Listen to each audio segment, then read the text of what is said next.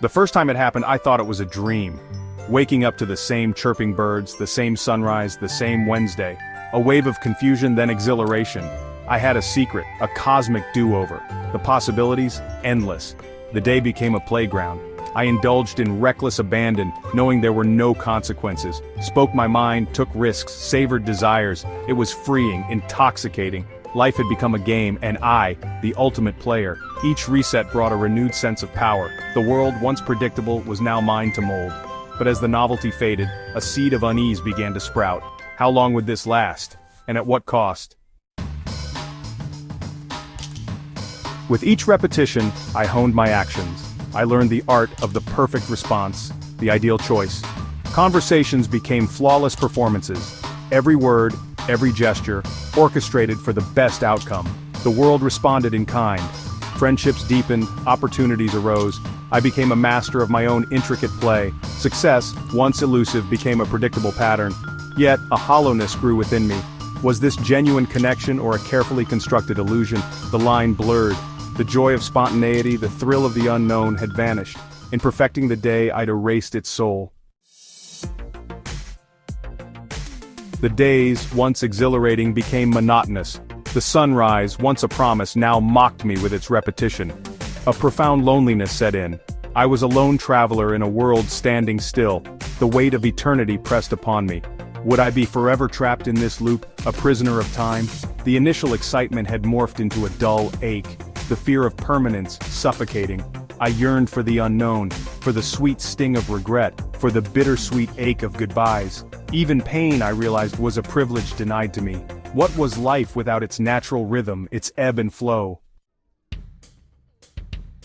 The philosophical weight of my situation settled in.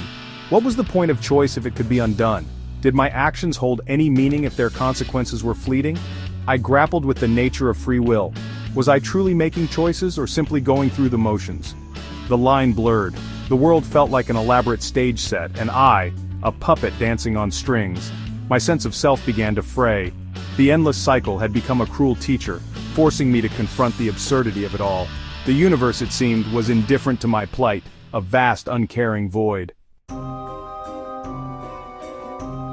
Despite the cyclical nature of my existence, I discovered that my actions, however temporary, could have lasting consequences for others.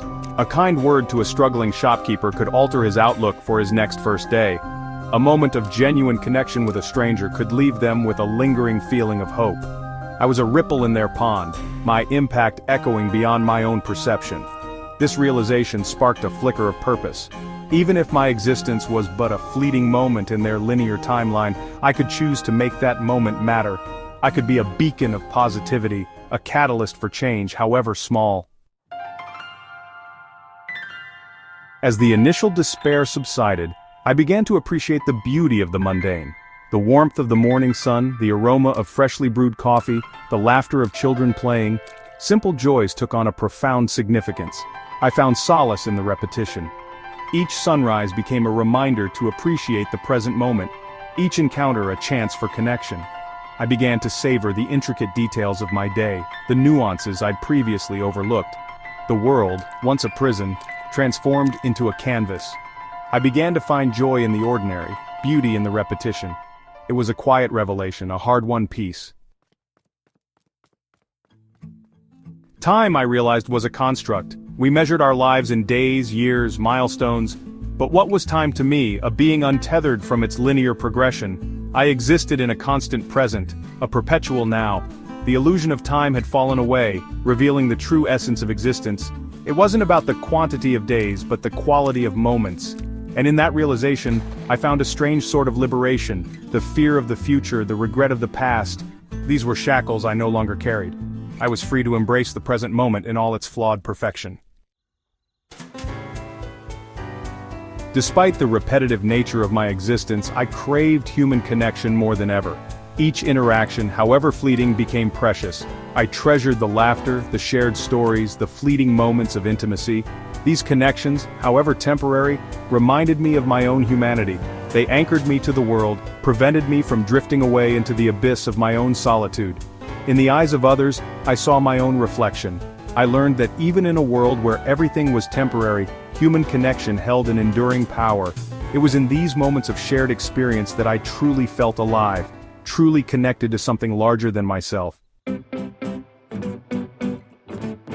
The experience, however disorienting, had been a profound teacher. It had stripped away the superficial, revealing what truly mattered in life. It wasn't about achievements, possessions, or the pursuit of happiness.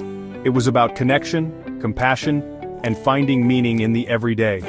It was about making choices, even if they could be undone, and striving to be a force for good in the world, however fleeting my impact might be. Living the same day forever had, ironically, taught me how to truly live. It had shown me the beauty of impermanence, the preciousness of each fleeting moment. And for that, I was strangely grateful.